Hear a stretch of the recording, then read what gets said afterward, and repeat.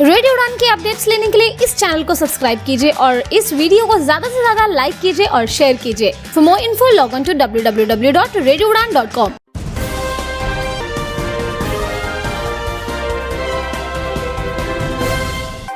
नमस्कार दोस्तों, आप सभी का स्वागत है कम्युनिटी कलर्स में और मैं हूँ ज्योति मलिक। आज है 1 जनवरी 2021। आप सभी को नए साल की ढेरों शुभकामनाएं। Wish you very happy new year. और मैं यही उम्मीद करती हूँ कि इस साल डिसेबल्ड कम्युनिटी में बहुत से इम्प्रूवमेंट देखने को मिले। प्रोग्राम कम्युनिटी कलर्स को आप हर शुक्रवार रात 9 बजे से 10 बजे तक www.radioudan.com पर सुनते हैं और इस शो को आप YouTube पर भी सुन सकते हैं।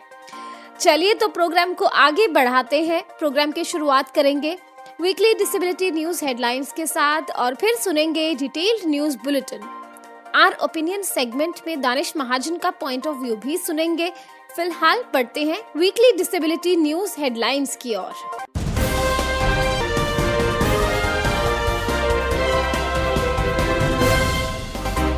पंचकुला में महिला को रेंगते हुए जाना पड़ा पोलिंग बूथ पर।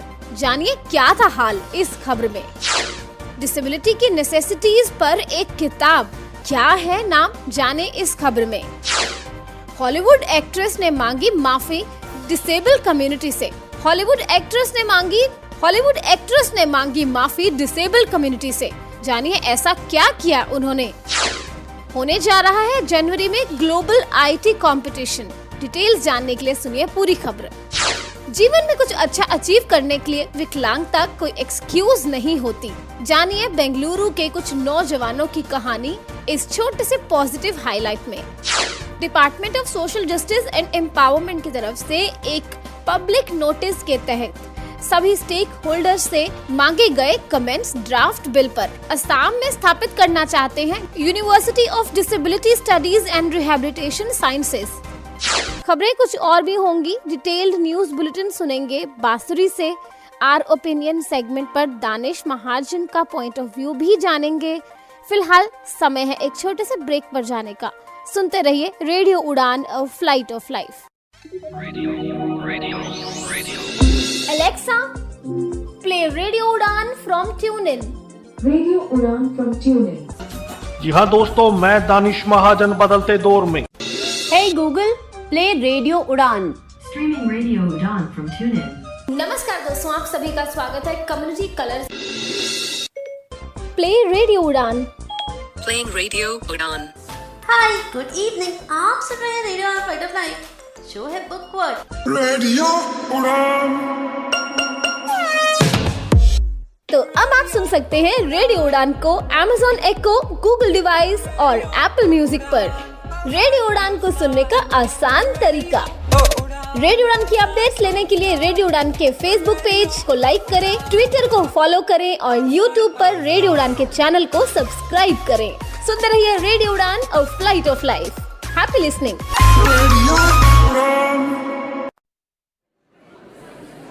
हाँ भी हो गई तैयारी स्पीच की? हाँ हो ही गई। सारे लोग तो पढ़ के देंगे, तू भी ब्रेल में लिख लेती। यार कितने साल हो गए ब्रेल को हाथ लगाए। जब से कंप्यूटर आया ना, ब्रेल को तो छुआ तक नहीं।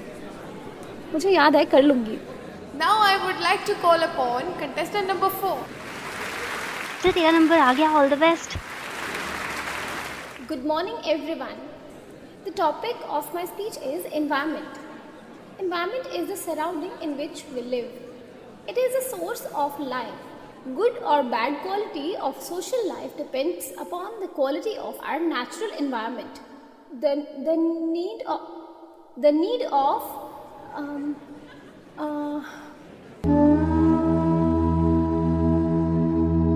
काश आपने समय पर ब्रेल सीख ली होती तो आज इतनी परेशानियों का सामना न करना पड़ता।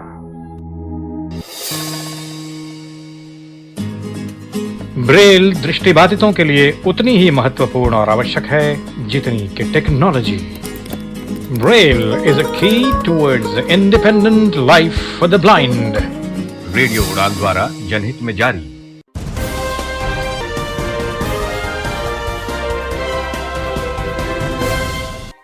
वेलकम बैक दोस्तों, एक बार फिर से स्वागत है आप सभी का कम्युनिटी कलर्स में। मैं हूँ ज्योति मलिक। ब्रेक से पहले आपने सुनी वीकली डिसेबिलिटी न्यूज हेडलाइंस। अब समय है डिटेल्ड न्यूज बुलेटिन सुनने का। आइए सुनते हैं बांसुरी से।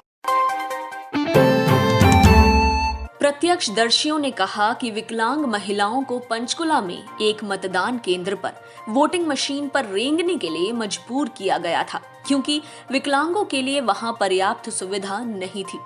महिला सावित्री उनको रविवार को स्थानीय निकाय चुनावों के दौरान पंचकुला के सेक्टर 17 के सरकारी मॉडल प्राथमिक स्कूल में एक मतदान केंद्र के भीतर रेंगते हुए देखा गया था। पंचकुला 7 नगर निकायों में से एक था जो रविवार को चुनाव कर रहे थे।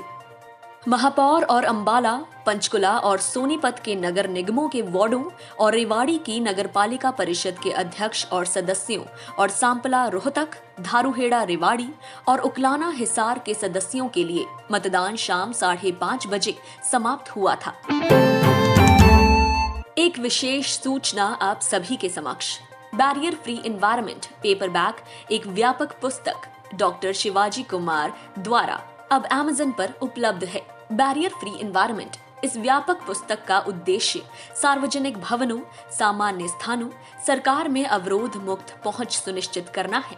विकलांग व्यक्तियों के लिए भवन और एक अच्छी तरह से निर्मित वातावरण में विकलांग व्यक्ति के अधिकार अधिनियम 2016 के अनुसार एक्सेस ऑडिटर के लिए ये हैंडबुक शहरी विकास मंत्रालय, भारत सरकार, केंद्रीय लोक कार्य विभाग और बिहार के विकलांग व्यक्तियों के लिए राज्य आयुक्त के कार्यालय के साथ परामर्श के दिशा निर्देशों को अपनाकर तैयार की गई है। 26 दिसंबर 2020 प्रेस स्टेटमेंट। पुनर्वास परिषद अधिनियम के प्रस्तावित संशोधनों पर चर्चा शुरू होने से पहले ही विकलांग व्यक्तियों के सशक्तिकरण विभाग ने एक विकलांग मसौदा अध्ययन और पुनर्वास विज्ञान विधेयक 2021 का विवादास्पद मसौदा तैयार कर लिया है। अन्य विधानों और नीतिगत मामलों की तरह सरकार द्वारा एक और कुत्सित विचार के माध्यम से भाग जाने के लिए महामारी की स्थिति का दुरुपयोग किया जा रहा है। जवाब देने के लिए हितधारकों के लिए पर्याप्त समय या स्थान से इनकार कर रहा है। इस मामले में 131 पृष्ठ के दस्तावेज के लिए केवल 9 दिनों के लिए प्रतिक्रिया दी गई है। विश्वविद्यालय की घोषित मंजिलों में से एक है विकलांगता अध्ययन और पुनर्वास विज्ञान में पेशेवरों, शोधकर्ताओं और शिक्षकों को प्रशिक्षित और विकसित करना। विकलांगता अध्ययन और पुनर्वास विज्ञान के बीच एक स्पष्ट अंतर है और ये गुम हो चुकी है। विकलांगता अध्ययन एक एकेडमिक अनुशासन है जो पुनर्वास के विपरीत अर्थ, प्रकृति और विकलांगता के परिणामों की जांच करता है, जो विकलांगों को उनके इष्टतम शारीरिक, संवेदी, बौद्धिक, मनोवैज्ञानिक और सामाजिक कार्यात्मक स्तरों तक पहुंचने और बनाए रखने के उद्देश्य से एक प्रक्रिया है जो प्रमुख है उनकी स्वतंत्रता के लिए। पुनर्वास पेशेवरों की सख्त कमी के साथ साथ कौशल और सुविधाओं को अपग्रेड करने की आवश्यकता है। इसके बावजूद एक अलग विश्वविद्यालय की स्थापना के द्वारा इसे कैसे पूरा किया जा सकता है, ये अस्पष्टीकृत है। इसके अलावा पुनर्वास परिषद के प्रशिक्षण और विनियमित करने और निगरानी करने के लिए मुख्य रूप से जो अनिवार्य है, भारत का पुनर्वास परिषद मौजूद है। एक अनुशासन के रूप में विकलांगता अध्ययन को बढ़ावा देने की आवश्यकता विकलांग अधिकारों के अधिकार के जनादेश में से एक है। अन्य बातों के साथ अधिनियम के 47 सभी विश्वविद्यालय में अध्ययन के लिए अध्ययन केंद्रों की स्थापना सहित विकलांगता अध्ययनों में शिक्षण और अनुसंधान को बढ़ावा देने इसकी जिम्मेदारी सरकार को सौंपती है। इसके अलावा ये स्कूल्स, कॉलेजों, विश्वविद्यालय के शिक्षकों, डॉक्टरों, नर्सों के लिए सभी शिक्षा पाठ्यक्रमों के लिए एक घटक के रूप में विकलांगता को शामिल करने के बारे में भी बात करता है। देश के विभिन्न विश्वविद्यालयों ने केंद्र स्थापित किए हैं और विकलांग अध्ययन के लिए कार्यक्रम चला रहे हैं। उनमें से कुछ प्रमुख हैं इग्नू, महात्मा गांधी विश्वविद्यालय, केरल, नालसार, हैदराबाद अंबेडकर विश्वविद्यालय, दिल्ली, गुवाहाटी विश्वविद्यालय, असम। इसके अलावा लखनऊ में डॉक्टर शकुंतला मिश्रा पुनर्वास विश्वविद्यालय भी है, जिसमें पुनर्वास पाठ्यक्रमों सहित उभरते क्षेत्रों में अध्ययन, अनुसंधान और विस्तार कार्य को सुविधाजनक बनाने और बढ़ावा देने के उद्देश्य से किया गया है। सभी अधिक अस्वीकार्य तथ्य ये है कि ये विश्वविद्यालय नई शिक्षा नीति 2020 के जोर के साथ आत्मनिर्भर होगा। ट्यूशन फीस, संबद्धता शुल्क आदि से उत्पन्न होने वाले वित्त के साथ सीमांत वर्गों के छात्र वंचित रह जाएंगे। इस संदर्भ में ये याद किया जा सकता है कि 2015 से 16 में केंद्रीय बजट को रखते हुए तत्कालीन केंद्रीय वित्त मंत्री ने national institute of speech and hearing Thiruvananthapuram को एक राष्ट्रीय पुनर्वास विज्ञान एवं विकलांगता अध्ययन संस्थान के उन्नयन की घोषणा की थी। ये मुख्य रूप से विकलांग छात्रों को पूरा करना था। सभी काम हो जाने के बाद स्वीकृति देने से इनकार कर दिया गया था। आत्मनिर्भर सीखने के अलग अलग केंद्रों पर भारी मात्रा में धन बर्बाद करने के बजाय ये अच्छी तरह से सफल होगा अगर सरकार समानता और गैर भेदभाव की आरपीडी अधिनियम के मार्गदर्शक सिद्धांतों का पालन करती है और एक समावेशी बहुविषयक दृष्टिकोण को अपनाती है और बढ़ावा देती है। मुरलीधरन, महासचिव, विकलांगों के अधिकारों के लिए राष्ट्रीय मंच, NPRD। Hollywood actress Anne Hathaway ने द विचेस मूवी के रीमेक के बाद एक माफी की पेशकश की है, जिसमें प्रमुख पैरालंपिक एथलीट्स सहित विकलांग समुदाय से उनको काफी क्रिटिसिज्म मिला है। रॉबर्ट जेमिकिस द्वारा निर्देशित रोनाल्ड डाल फिल्म की अडेप्टेशन पिछले महीने जारी किया गया था और तब से आलोचकों और विकलांगता के पैरोकारों द्वारा फिल्म को स्प्लिट हैंड्स के प्रदर्शन के चित्रण के लिए काफी क्रिटिसाइज किया जा रहा है। 37 वर्षीय हैथवे ने इस मुद्दे को संबोधित करने के लिए अपने इंस्टाग्राम प्लेटफॉर्म का इस्तेमाल किया। ये बताते हुए उन्होंने लकी फिन प्रोजेक्ट के एक वीडियो को साझा करते समय ये बताया कि उन्हें इस बात का कितना खेद था। लकी फिन प्रोजेक्ट एक गैर लाभकारी संगठन है जो जागरूकता बढ़ाने और बच्चों, व्यक्तियों और अंगों के अंतर से प्रभावित परिवार की अवेयरनेस बढ़ाने के लिए मौजूद है। फिल्म की रिलीज के बाद द विचेस को विकलांग लोगों के समुदाय से बड़ी मात्रा में आलोचना मिली। 2016 के पैरालंपिक खेलों में कांस्य पदक जीतने वाले एक तैराक एमी मैरन फिल्म की आलोचना करने वाले और ट्विटर पर पूछने वाले लोगों में से एक थे। Lucky fin project limb differences के लिए समर्थन और जागरूकता बढ़ाने के लिए एक गैर लाभकारी संगठन है। फिल्म की आलोचना करने और इसके देखने का बहिष्कार करने के लिए इस याचिका को ट्विटर तक ले गए हैं।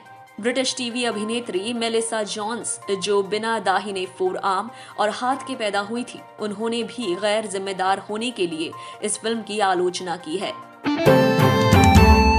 Louis Braille welfare association for the blind के द्वारा ब्रेल लिपि के निर्माता लुई ब्रेल जी की जयंती के उपलक्ष्य में 9 जनवरी 2021 दिन शनिवार को पंजाब के अमृतसर शहर के DAV college near Hall Gate में नेत्रहीन और ऑर्थो हैंडीकैप्ड लोकोमोटर डिसेबिलिटी व्यक्तियों का दस्तावेज बनाने का कैंप लगाया जा रहा है। इस कैंप में disability certificate, UDID card, railway concession certificate, railway e-card, Aadhaar card बनाए जाएंगे और दिव्यांग पेंशन फॉर्म भरे जाएंगे। ये कैंप जिला अमृतसर के स्तर का कैंप है। इस कैंप में अमृतसर व अमृतसर के आसपास के लोग आकर इस कैंप का लाभ उठा सकते हैं। कैंप का समय सुबह 8:30 बजे से 2 बजे तक का होगा। संस्था के प्रधान विक्रांत दत्ता ने संस्था के बारे में और जानकारी देते हुए कहा है कि ये संस्था पिछले 5 वर्ष से दिव्यांग व्यक्तियों की भलाई के लिए कार्य कर रही है।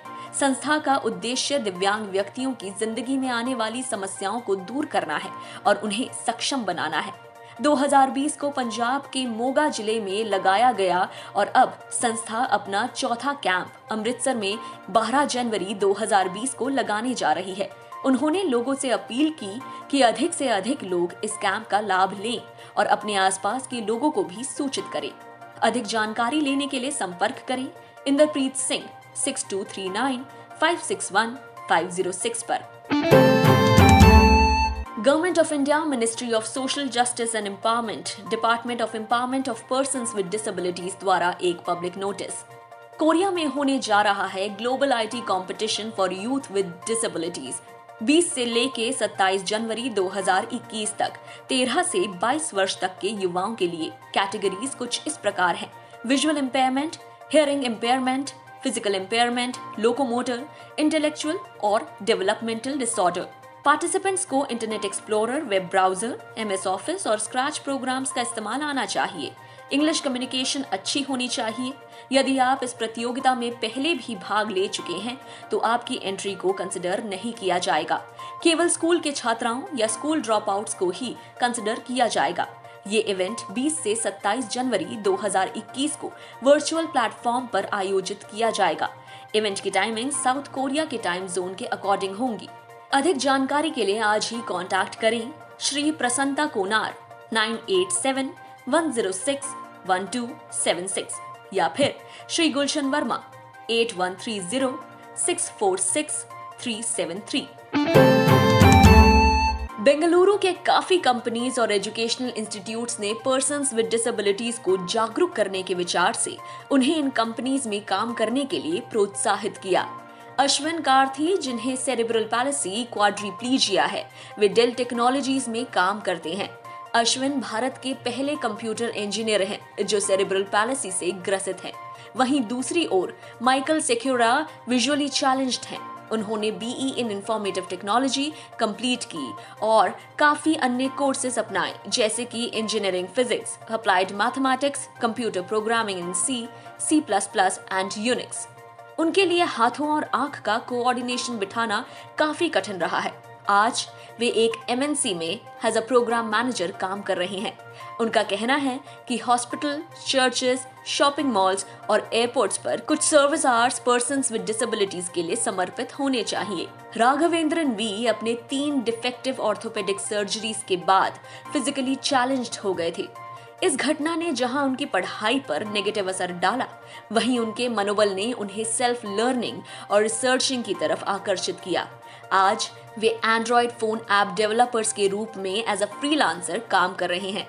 वे HSVJ फाउंडेशन के CEO भी हैं, साथ ही साथ ट्रेन्ड म्यूजिशियन भी। इन सभी आशावादी युवाओं ने ये भी कहा है कि बेंगलुरु जैसे शहर में जहां चीजें रफ्तार पकड़ रही हैं, वहीं विकलांगों के लिए भी कुछ सुविधाओं का होना अनिवार्य है, जैसे कि सार्वजनिक स्थानों में रैंप्स का होना, reserved parking spots, awareness building और डिसेबल्ड फ्रेंडली स्पेसेस इत्यादि।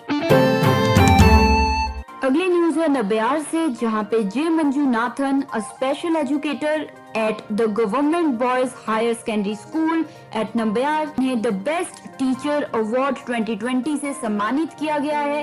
ये अवार्ड उन्हें उनके काम के लिए दिया गया है जो कि वो पर्सन्स विद डिसेबिलिटी या यूं कहूं विकलांगों के लिए करते आए हैं 2009 से।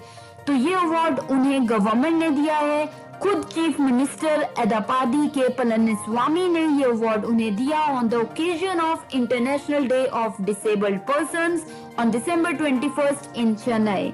ये अवार्ड उन्हें अंडर द समग्र शिक्षा अभियान of the department of school education and literacy of the ministry of education द्वारा दिया गया। जे मंजूनाथन 18 साल तक के बच्चों को ट्रेन करते आए हैं और साथ ही वो स्पेशल ट्रेनिंग भी देते हैं डिसेबल्ड बच्चों के पेरेंट्स को।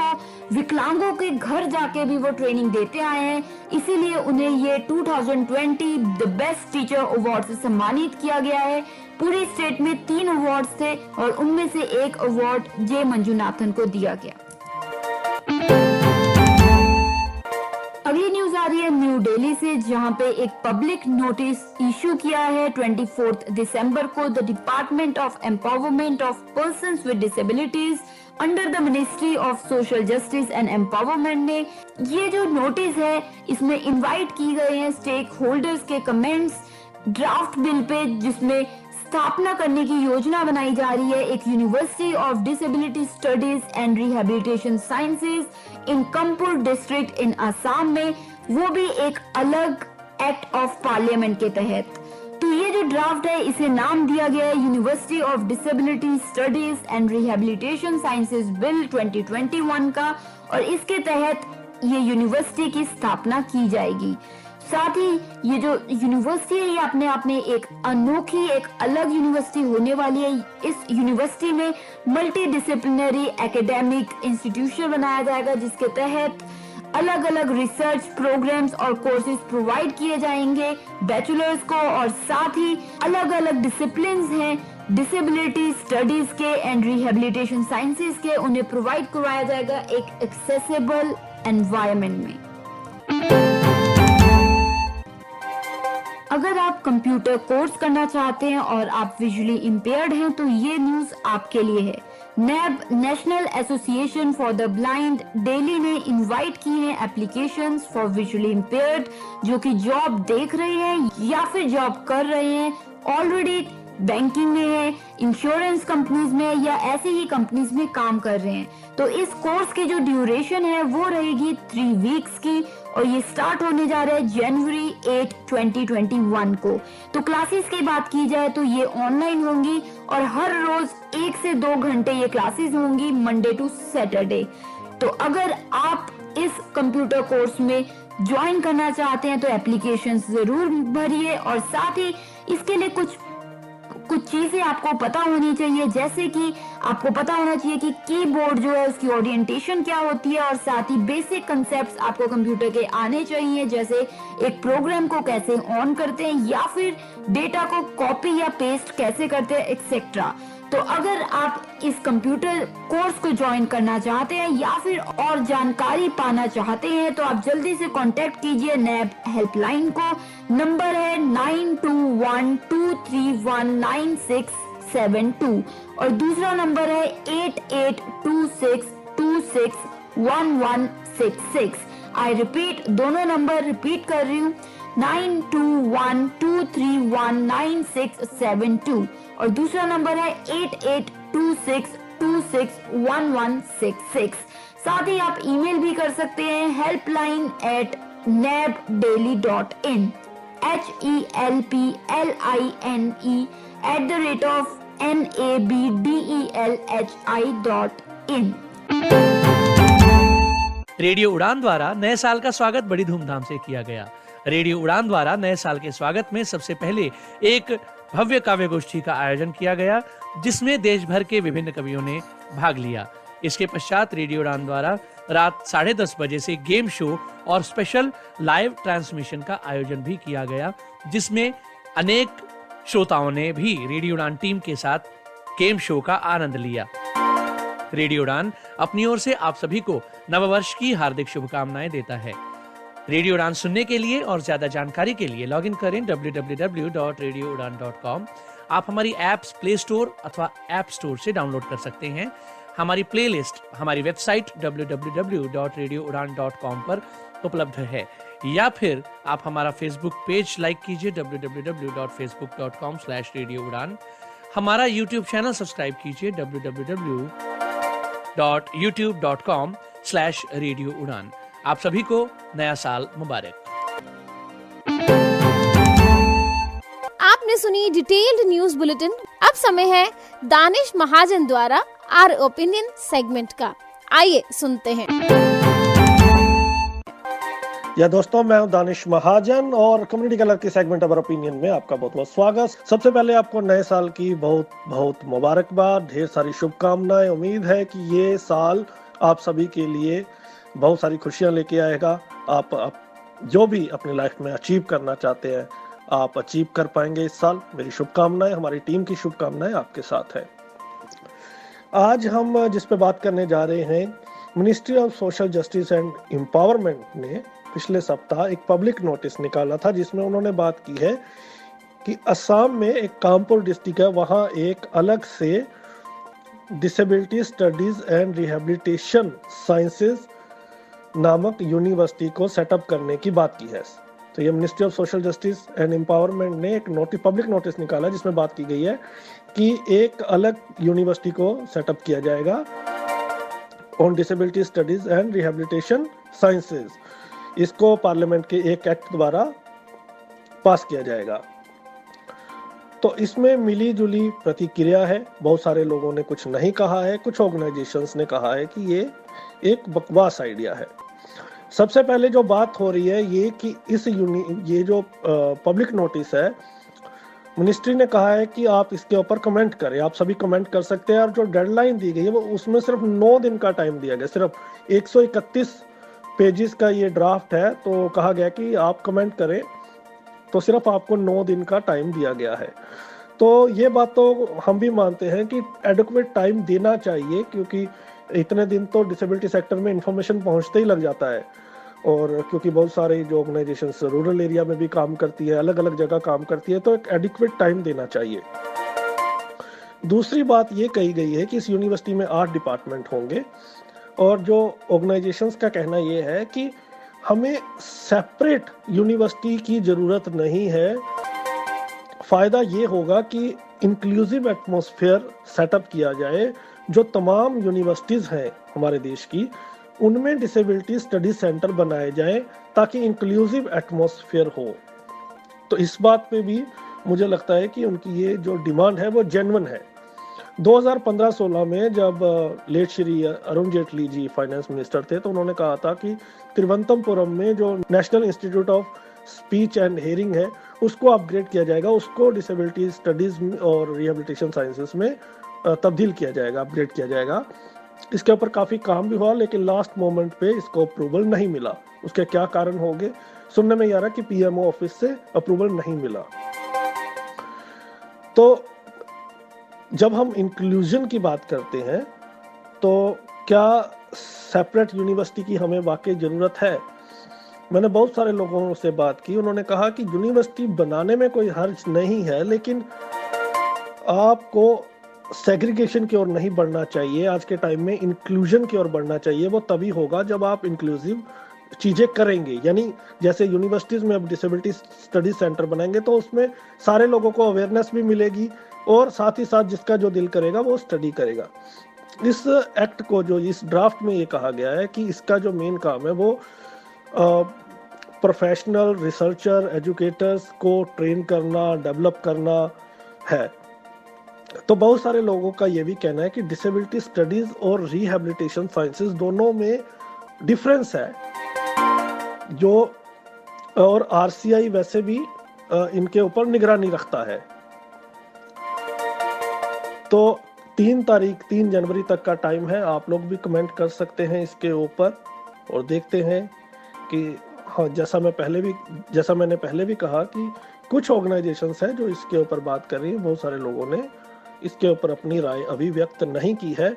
मुझे लगता है हमें यूनिवर्सिटी लेवल में कम से कम इंक्लूसिव एटमॉस्फेयर की ओर बढ़ना चाहिए। गवर्नमेंट की जो अप्रोच है वो भी इंक्लूसिव होनी चाहिए, एटलीस्ट यूनिवर्सिटी लेवल पे। तो अगले सप्ताह बात करेंगे किसी और सब्जेक्ट पे। फिलहाल मुझे इजाजत दीजिए, अपना ध्यान रखें, नए साल को एंजॉय कीजिए। आज के प्रोग्राम में इतना ही। अगले सप्ताह आपको फिर मिलेंगे कुछ नई इंफॉर्मेशन के साथ, नई खबरों के साथ और फिर करियर काउंसलिंग में किसी नई करियर अपॉर्चुनिटी के साथ। आपको सुनते रहना है रेडियो उड़ान और अपना फीडबैक हमें जरूर दीजिएगा। हमारे सोशल मीडिया प्लेटफॉर्म्स पर आप हमसे जुड़ सकते हैं, फेसबुक, ट्विटर या फिर यूट्यूब पर हमारे पुराने एपिसोड्स आपको मिल जाएंगे और कम्युनिटी कलर्स को भी आप यूट्यूब पर सुन सकते हैं।